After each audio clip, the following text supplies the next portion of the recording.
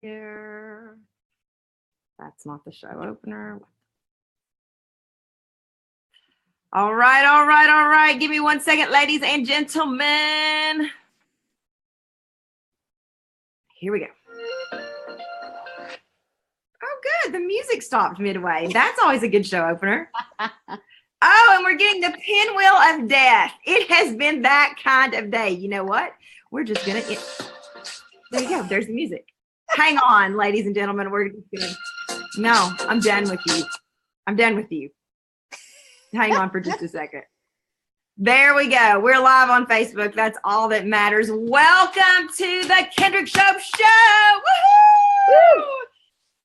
Oh man, Kendrick Shope Show is leading the way in online entertainment, and today it is messy, but we are here. You may have noticed, ladies and gentlemen, that we have moved locations. For those of you who don't know, look at that background. Oh my gosh, it's so dang dark. We are waiting on our house to be done here in Bentonville, Arkansas, and so we are in a hotel for 30 days, and we had to move from one hotel to another because of just circumstances, and so everything's darker in this hotel. Everything looks a little bit different. This is not the permanent home of the Kendrick Shope Show, but it is the temporary home. So welcome. Happy Monday. I hope you had a good weekend. I am so flipping excited for today's guest, Baily Hanncock. Did I say your last name right, Baily? You did. Just Baily like John. Hanncock from LA, not from LA, but she's in LA. And that we had a little joke before we started the show. For those of you in the South, you will get this. Not Lower Alabama.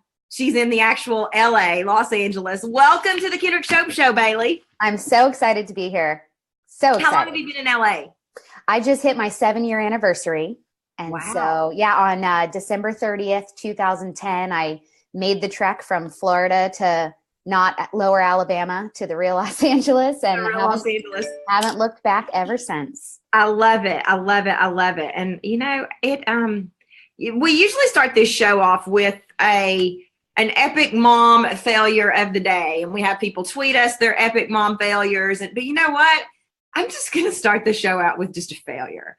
Today, I don't know if I went to bed too early last night. I don't know if I went to bed too late. I don't know if I had one too many glasses of wine. I don't know if I didn't have enough wine, but I'm just half a second off. I mean, technology's not working for me. I'm in a pissy mood. Audience, do y'all ever I just want to like claw things. It's just not my morning today. Ugh. We're going to change that. We're going to get this day on a good note by the end of this talk. We are. And so I guess instead of an epic mom failure moment of the day, we'll talk about just an epic human being moment failure. I am just off. And, you know, I think it's okay. I think one of the things that we don't do enough of is honest about how we feel. So I'm having one of those days, people. if you understand, tweet me and say, I feel you. You're not alone.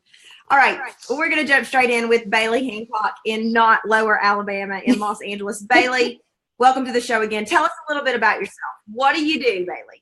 Oh gosh, that's a question that rattles my brain pretty frequently, but I call myself a multi-passionate entrepreneur because I'm one of those people that does more than just one thing. But my two main things that I do is I'm a collaboration consultant and I work with ambitious women to help them leverage their communities to grow their business. And I'm a career happiness strategist who also works with ambitious women to help them figure out what their next career move should be, make career changes, all of that good stuff. So I guess my through line is that I'm definitely one of those hyper connector people that always finds ways to work with the people in my network, in my community, in collaborative ways so that we can all kind of do fun stuff together. Fantastic. And so Baily is our first ever guest on Boss Lady Mondays. I'm so honored. Love saying that. Boss Lady. Oh yeah. Boss Lady. Oh yeah. We have given each day a segment name. So Boss Lady Monday is where we have just what it says. Boss ladies, people in charge, people who are excellent, outstanding, so that our community can learn from them.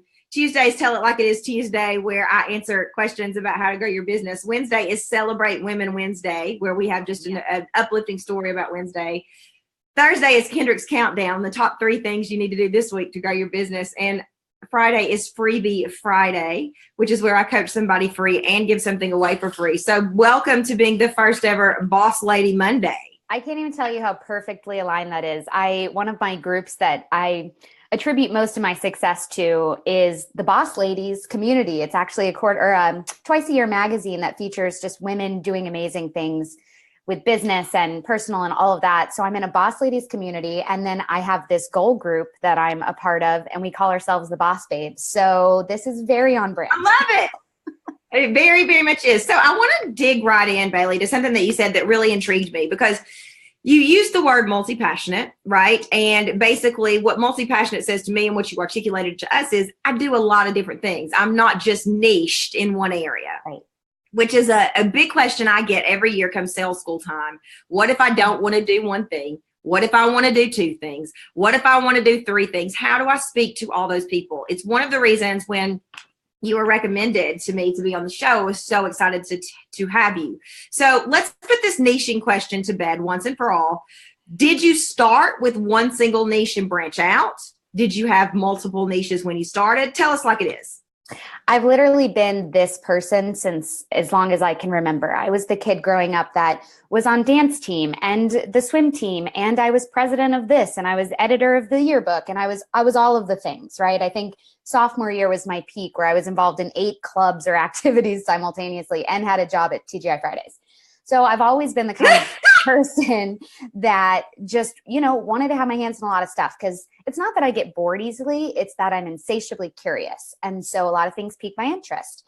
And so as I got older, I definitely fell into that trap of, well, you got to pick something. You can't just do all the things. So I started my career in event management, and I did that for a good long while, got my MBA. And when I made that trip out to Los Angeles 7 years ago, that's when I kind of pressed pause on my life and reassessed the situation. And fast forward now 7 years, to answer your question, I guess I've always had trouble with that answer of like, well, don't you need to specify? Don't you need to pick one thing? Because you can't be everything to everybody.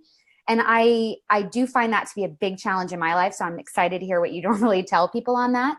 But for me, I think what value I bring to my clients, whether they're individuals who are moving through their careers or they're entrepreneurs, is that ability to weave through my various interests and curiosities, and help them understand how they can really leverage their own too. I'm not a proponent of being multiple things. I think having a lot of titles is really tricky for sales and for business specifically. I was just at a branding workshop this weekend, and I spent 7 hours of it racking my brain. Like, do I need one title? Do I go with both? Do I go with something very broad, like multi-passionate entrepreneur, which means nothing to anybody? So I struggle with this, but for me, I've made it work in that some people know me as one thing, some people know me as other, and God bless them, my friends and family know me as the woman that who the hell knows what she's going to be up to next. Yeah. I think that, and it's interesting. You're a great person to have on after our free coaching Friday, because we had a person who was talking about, I'm niched in one area and I want to do something totally different. How do I bring the two together? And one of the things I always tell people is, can you marry the two? Are there common threads that, make it easy enough to marry? And if not, then maybe we need to speak to two people. I'm a big fan of niching. That's the way I did my business. I see a lot of really successful businesses. I always reference Anastasia Brows, in Beverly Hills. Oh, yeah. They started with brows and then they branched out to now eye makeup. However, just because I'm a big component of it, and it's one of the things that I love about this show is being able to highlight, just because I say do it doesn't mean that and this is improper grammar, isn't another way to do it. Mm-hmm. So I have a friend, Susan Hyatt, who wears all different hats. Weight coaching, life coaching, everything, business coaching. And so it is possible. And that's what I want our viewers to see, is just because an expert says this is the way to do it, you've got to make it fit for you. And if you just can't make that dress of niching or that shoe that says you got a niche fit, then you got to be true to you first. And so I think that you've really done that, Baily. Yeah. And, I go back and forth a lot, because I think there is power in owning your various interests and your various strengths and all of that.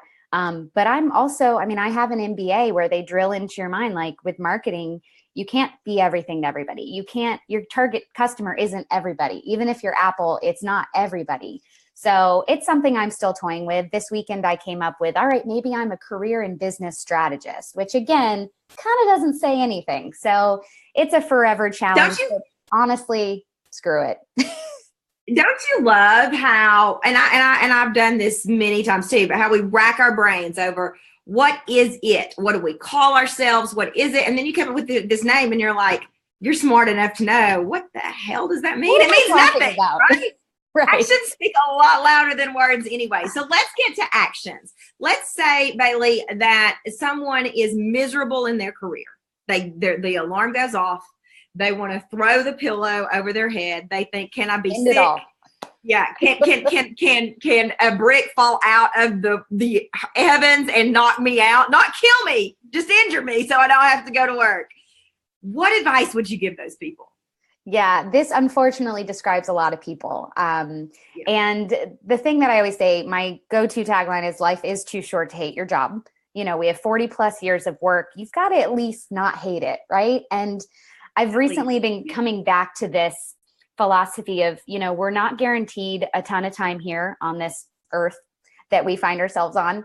And when we're gone, we have to assume nobody's going to remember us. And although that feels pessimistic at first, I've been able to flip it in my mind as the most optimistic, empowering thing that I can think of. Because if I sit down and think, okay, I've got, you know, maybe if I'm lucky, 80 something years here, I'm going to make the most of this trip. You know, if you picture like coming to Earth as like a vacation, it's like, what are my must do's? What are my must sees? What restaurants do I need to eat at?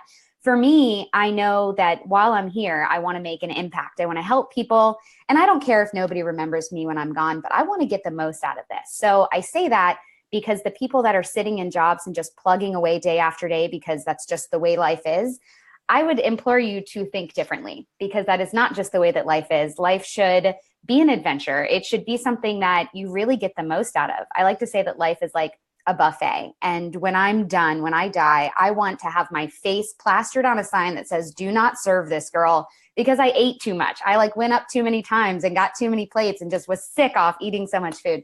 That's how I like to treat my life. And that might feel very extreme. And this probably speaks to the multi-passionate within me. That's like, I want it all. You can't very well put sushi and pizza and crab legs all on the same plate. It's not going to taste good. But to the people that are stuck in jobs that they hate, they often use that word stuck.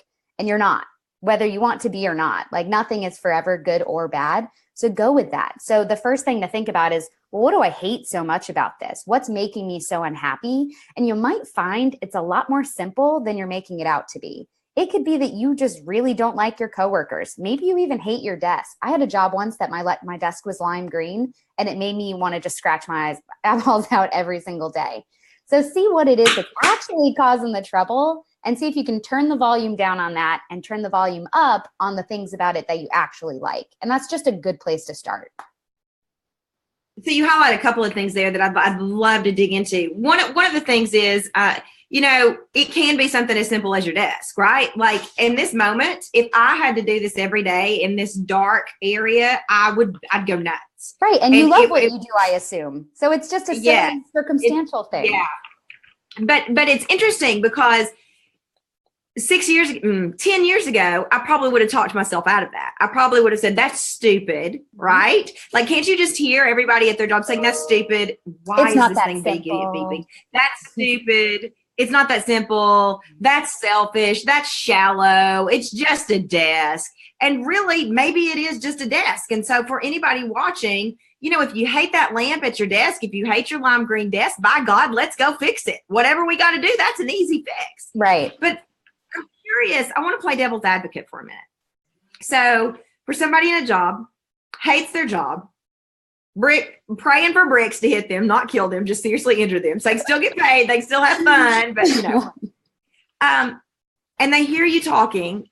What about, I would imagine this is something you would hear a lot, which is, yeah, but I can't afford not to have this job. I need money. I have bills to pay. I have a family. I don't have the luxury of being 20 whatever years old and going out and finding myself. My time has passed. What would you say to that? Yeah. Well, first of all, your time is definitely not past. People, you know, I even hear like late 20 something say, well, it's too late to make a change. I've already done this for 5 years. I'm like, what about those other 35 that you've got ahead of you? You know, that's crazy. And yes, you are correct. Like, I'm not by any means suggesting that anybody just say, screw it, flip their desk and walk out. I think it's about incremental changes. It's about being realistic with yourself. your expectations, where you actually see yourself wanting to go, and deciding, am I willing to cross the distance between where I am today and where I want to be, however long in the future. And, you know, you should never leave your job. I'm a huge anti leap and the net will appear motto person. I think that is horrible advice. I am all about the strategy. My whole philosophy is make big moves with small steps. And so, yes, you have bills to pay. You've got mouths to feed. You want to sleep inside and eat regularly. I am with you there. However, that job that you have that's paying you however much is not the only one in the world. And I guarantee you, you know, if you work with a recruiter or you work with a career coach or somebody like that, and you identify, listen, I need to be making minimum this much a year, they're going to be able to provide you with opportunities that are still at that level. Now, it might not be the most exciting job in the world, but like if you get a little bit closer to what you realize will actually make you happy in a job, then that kind of doesn't matter. So it's more about being realistic, figuring out, what do I actually need to change? And if it's, you know, you don't vibe with the company culture or you're stagnant in your role, there's no growth opportunities. Those are all the things I hear most, by the way. Then fine, find a company where you can make a lateral move, same job function, same salary, but maybe a different environment that's going to make you happier. And then there's no harm, no foul. And you just keep repeating that process till you get closer and closer to something that actually makes you excited and not wishing for bricks every morning. Okay, so what about, and this brings in sort of the other piece, I think, or part of the other piece of what you do, is it the career or is it the person? Does that make sense? So, No. so when I hated my job, which I hate maybe too strong of a word, but I have certainly been in jobs where I was like, I just don't want to go. I'd hide under I would metaphorically hide under the desk. Wait, I really did hide under my desk one time and listen to a meditation app because I was about to lose my damn mind. Well, there you go. There you go. The problem wasn't necessarily the job. I made the job the villain, but I always, throughout my life, have had a villain. It's always been we all do. The move, the city, the job, this job, the not having enough money because I started my own business. Like, it's like this own life coaching tool I've created on my own. Identify your villain, and then blah, blah, blah, blah, blah. So is it the person or is it the job? You know, Kendrick, I'm glad you said this because this is something that comes up a lot too.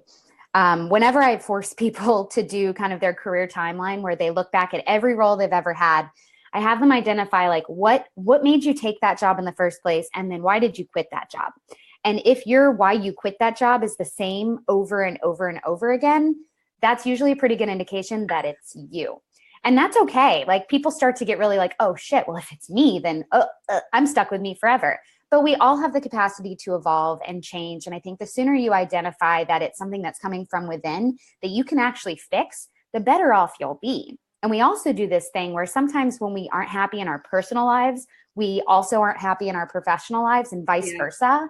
I mean, the time when I hated my professional situation the most, I was dating a really crappy guy that made me feel really insecure, and I lacked all confidence. And so at work, it bled through.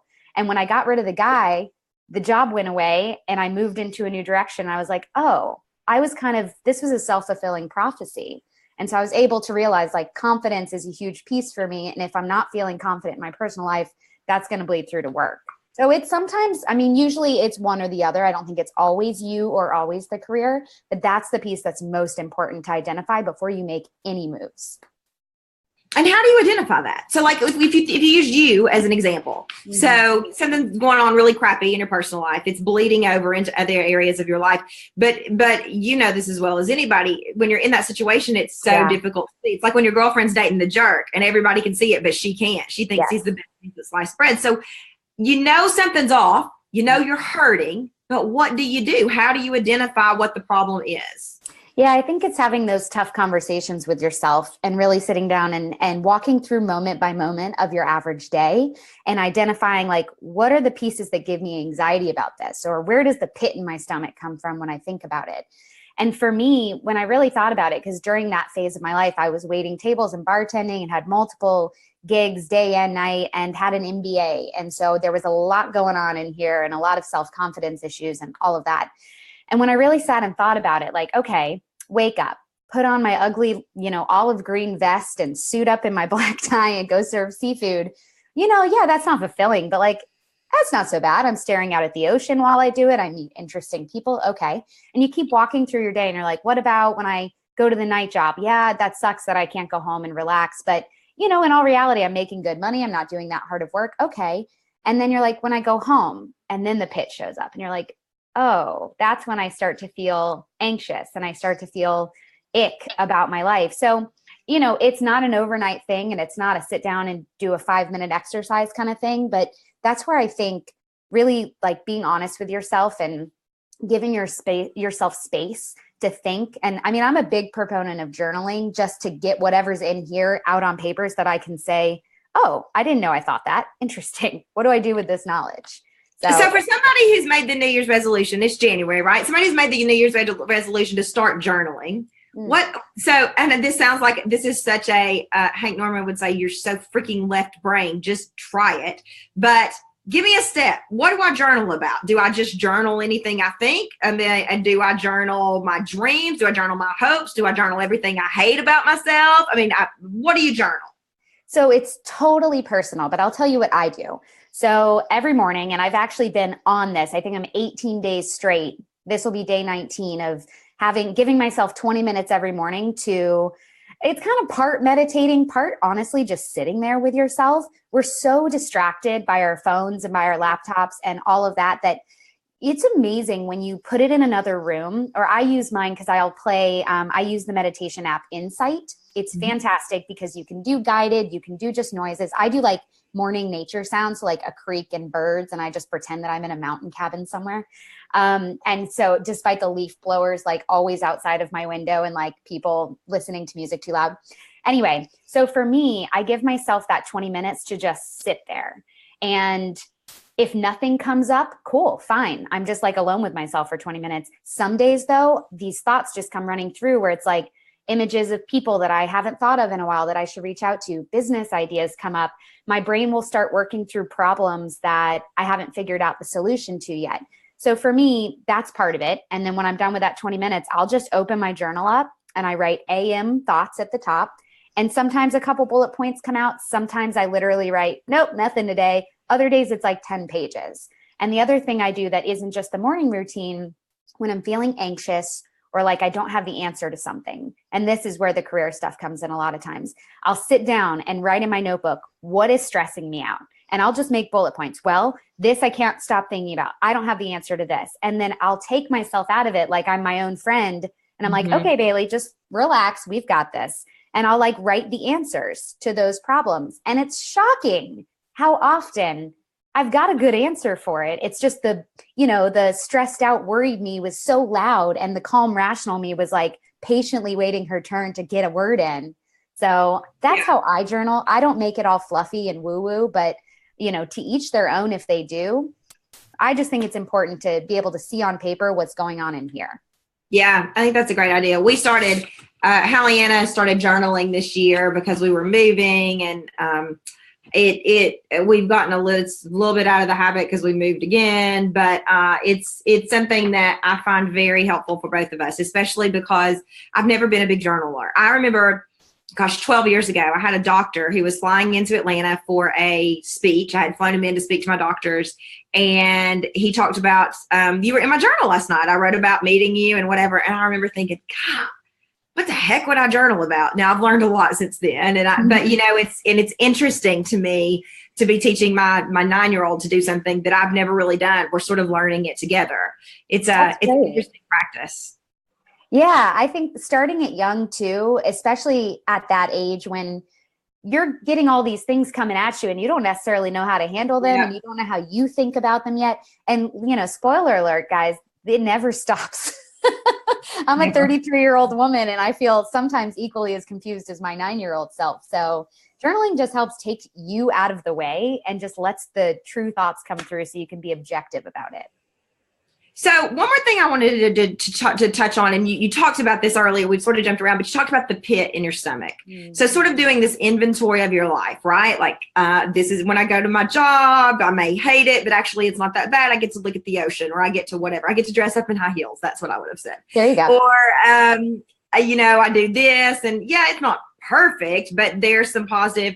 Oh God, but I go home and there's this guy and it's miserable. I'm you didn't say this, I'm just using an example, and you get this pit in your stomach. So does the pit in your stomach, you all know what we're talking about when you know something's wrong, but you've gotten so busy and so tuned out that we don't pay attention to it. That really is the first sign of where something's really wrong. Is that accurate? For me, it is. For me, it's my gut. And when it manifests itself into a physical feeling, that's when I know I've been ignoring it. And I don't get them very often anymore because I'm far more communicative with myself and I listen to those subtle signs.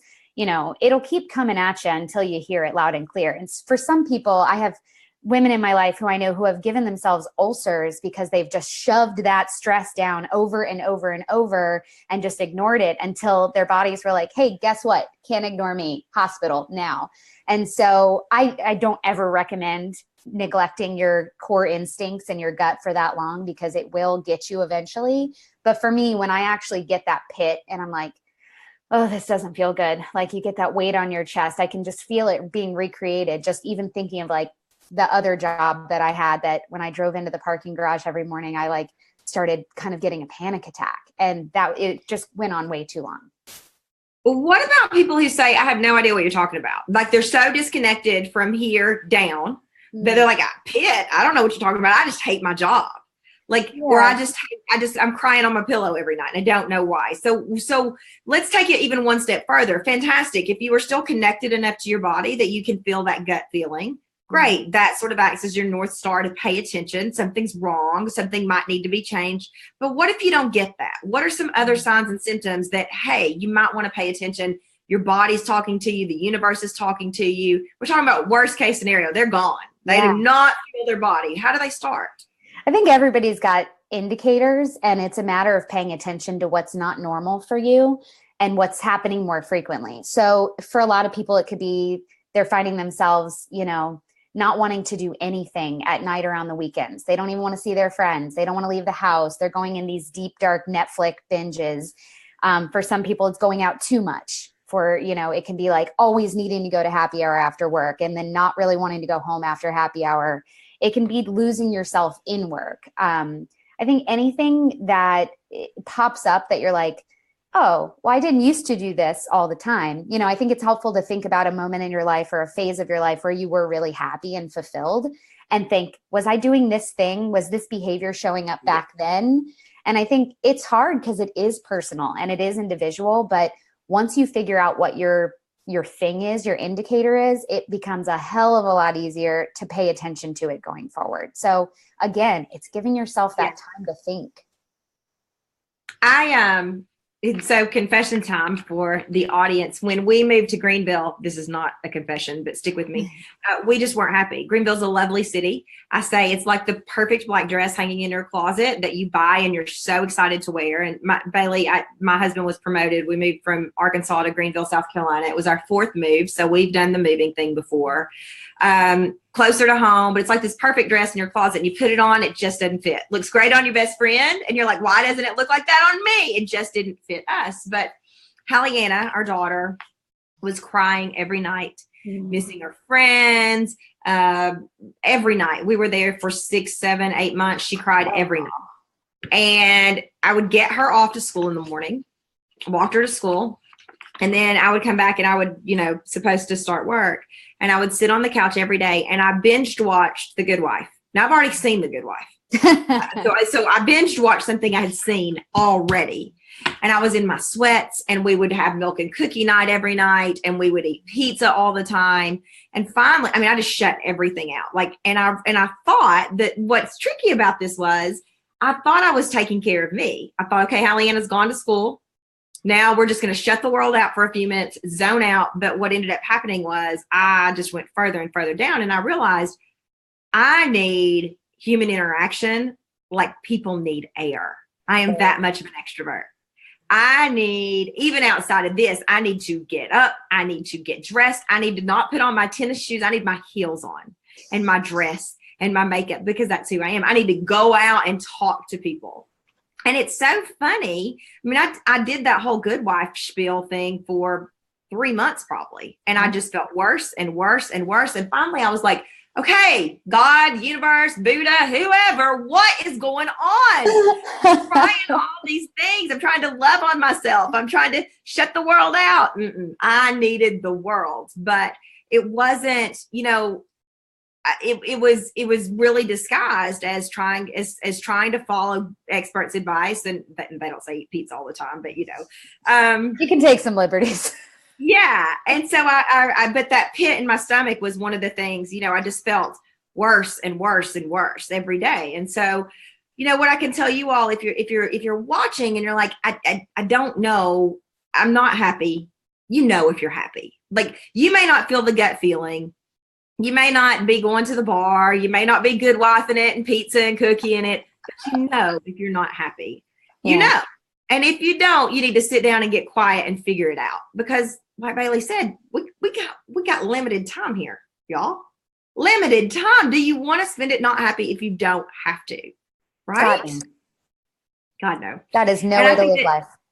No way to live life. No way to live life. So Baily, what closing piece of advice would you give anybody watching who says, all right, I'm going to admit it to myself, if to nobody else, I'm not happy.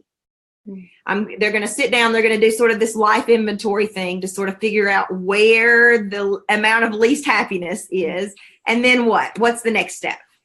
Yeah. The next step is kind of setting your sights on what you would rather be doing. So I often have people sit down and close their eyes and really think about a best case scenario day in the life of their life. And as it relates to work.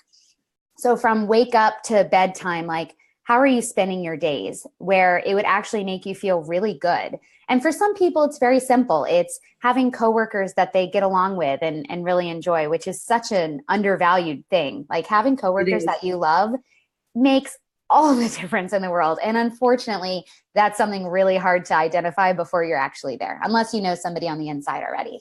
But I think sitting down and really thinking about, okay, well, what are the pieces that are making me unhappy? What's the opposite of that? If I hate my lime green desk, fine. What kind of desk do I want? If I'm not feeling fulfilled at work, what would fulfillment feel like? What would happiness in my day-to-day feel like? And you do have to kind of get specific, because if we set our sights on these big overarching macro, like, I just want to be happy, we need details as human beings. We need details to latch onto and work towards.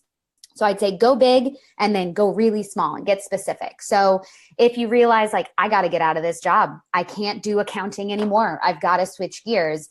Cool. This is an exciting piece. You get to now decide, fine, what's the next step? And once you have that next step in mind, you start working backwards from there. And the three things I always tell people when they're going to make a big move, the three small steps are, what do you need to do? So do you need more experience? Do you just need to put in the time? What do you need to learn? So do you need to go back to school? Do you need to get a certification? Whatever it is. And who do you need to connect with to be able to get intros at new companies and new industries, to get informational interviews, to have coffee with people, to get an in at a company that you don't know anybody at? So do, learn, and connect. What are those three things? And then that's when you can actually start saying, okay, fine, I need to get 6 months of experience before anybody will even look at my resume. How do you do it? Start taking steps, start taking actionable steps towards being able to say, okay, yeah, I've put in the work. Now I'm ready to make that move.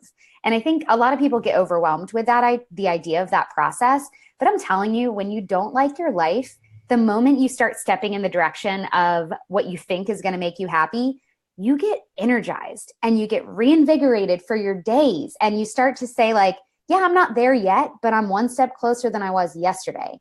And I'm telling you, every time I've done this in my life, I've gotten this renewed sense of excitement for my days. And it just feels fun to be like on this road trip towards this destination that you're hoping works out. Maybe it won't the way you think, but that's okay. That's part of the process. So make a plan, make actionable steps, and just start eating that elephant one bite at a time. I love it. And that's such great advice for our business, our boss ladies who own business as well, right? What do you need to do? I say this all the time. What do you need to do? What do you need to learn? And I don't say who do you need to connect with, but it's a great third piece. That's a big piece. It's a huge, it may be the biggest piece. Yeah. I think too, one other thing I want to add to that is for anyone who's like me, who's sitting there saying, okay, great, I hate my job, but here's what I want to do. I want to be on TV every day. Because that would have been what I would have said 7 years ago, 8 years ago. I want to be on TV every day. And that ship has sailed. It's not you possible. are. Look at the redhead. That's what I was going to say. Trust, I would have said the same thing. I would have told myself all those lies. And look what has happened in the last, 6 years. I've been on television. We're going to get this show on television. Ooh. So if a hick from Tennessee, said with love, can do this, y'all got no excuse. Hey, I'm a girl from a 15,000 person town in Florida. And same thing. When I moved to LA, I wanted to be a TV show host. Got out here and was like, oh, just kidding. I don't want to do this. 7 years later, I've got a podcast. We record the same way that we're recording right now. And my friends from back home, when it started coming out, they were texting me. They're like, Baily, you're doing it. You're doing it. I'm like, oh my God, yeah. I am. And it just, it doesn't always shake out the way you think it's going to, but that's the fun in it. It is. And it's the same thing that happened with this show. When I was sat down with our media team, who Baily as well, and they said, what do you want? I said, I want my own daytime talk show. And they're like, great, so what do you want to do? Okay, here, and then they gave me the steps, and this right here is about learning, and that's what we're doing here, right? And then who do you need to connect with, and they're helping with that. So, I mean, it's kind of the formula for a lot of things that you do in business and in life. What do you need to do? What do you need to learn? Who do you need to connect with? Just write it down. Start there. That is it. Fantastic. So, Baily, two things. If people want to connect with you, what's the best way to do that? So across all social channels, I'm at Baily with no E. So Baily, Hanncock, Hanncock, like John. Probably the best way is to go to my website, BailyHancock.com. All of my various multi-passionate options are there. I just launched a podcast at the beginning of January. So it's called The Baily Hanncock Show. I make it very simple to find me. That's what it should be. Good sales tool right there. Yeah. And so I would love to connect with your community. I have a feeling they're a bunch of badass women, and those are my favorite kind of people. So they are a bunch of badass boss ladies. So the last thing we do on the Kendrick Shope Show is we shift gears into kind of what do you want to do? What do you want to learn? A step. So every day we talk about a step that we are taking towards our big dream, our big goal for 2018. Mine is get this show picked up. And so my step audience was, I had a meeting this morning with my media team, and they ripped me over the coals. And it wasn't fun. It wasn't fun, but they were like, we hate this. We hate this. We love this. We love this. Do more of this. And so that was my big unpleasant step that needed to happen, because I'm in the learning phase. And if somebody doesn't tell you, we hate this, we hate this, we love this, we love this, you're never going to know. So that's my big step. I had this really uncomfortable conversation that I didn't want to have, but I did want to have. That's my big step towards getting this show picked up. How about you, Baily? You got a big dream you want to share with us and a step you're taking? Yeah, absolutely. My big dream forever, but it's been actually worked on the last 2 years, has been make my career as a professional speaker and get to travel the globe, empowering, motivating, and giving people strategies to help love their lives. And so for me, that's the big step. The small steps: get my podcast going, get on a top 10 list of some kind. I have no idea how to do that, but I'm working on it.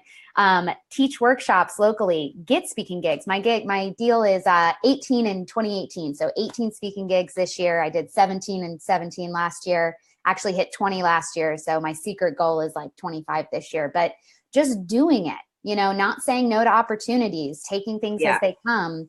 It's the thing that lights me up the most in life. And so, and I'm not always 100% comfortable doing it, but when I finish doing a talk, it's like I have to imagine what it must be like to be on crazy drugs, because I'm just my adrenaline's pumping. I'm so happy. I'm on cloud 9. And then of course I crash and I need a big nap, but it's the thing that I want the most in life. So it's doing things like this, being on your show and being able to say hello to your community and letting them know that, hey, you need a gal to come talk about career happiness and collaboration. I got your girl. I love it. I love it. And I will say, I have a similar feeling. Mine actually happens right before I go on stage. I say the minute my high heel touches the stage, I'm in a bubble. Yeah. And it is I feel the safest, except when I'm holding Hallianna, the safest of any place in the world, which is a really cool thing because, public speaking, one of the number one fears, if it's not still the number one fear. And so I love that you shared that. And I got a feeling that you're going to surpass your 25. Forget 18 and 18. So we should do one together. I feel like we could have a Kendrick and Baily show. Let's do it. I'm not sure. You know, I interviewed, I think I was talking to Marie the other day, and the internet did this wonky thing, and I said, it's just too much energy all at once. The internet can't handle all this energy. So that's fair. Maybe we should tag team it. We each speak at different times so we don't like knock out the lights. You know what? Let's text Steve about World that. Tour. World tour. World tour. We're taking over the world, baby. Woo! And so can you. Damn right. I believe in you. I believe in your business. I believe in your ability to create anything you want in life. After all, as Baily Hanncock says, what do you need to do? What do you need to learn? Who do you need to connect with? Take a step today. Have a good day. Bye. Bye, guys.